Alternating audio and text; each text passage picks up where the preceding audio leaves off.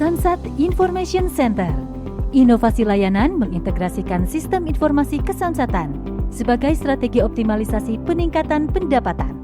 Terkoneksi antara Bapenda Pusat dengan 34 P3D se-Jawa Barat dan tim pembina Samsat Jawa Barat.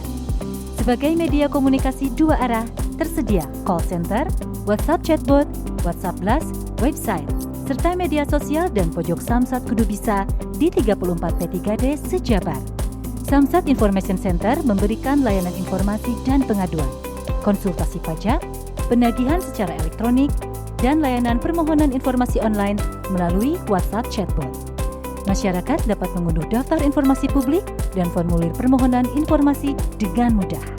Bapenda Jabar berkomitmen pada layanan inklusif bagi wajib pajak difabel dengan menyediakan konten bahasa isyarat, formulir braille, suara informasi audio, dan fitur aksesibilitas pada website.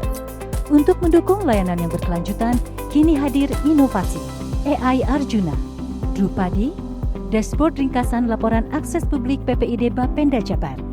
Pemohon informasi maupun Bapenda Jabar dapat melakukan monitoring secara real-time agar dapat memberikan respon cepat dan informasi tepat bagi masyarakat.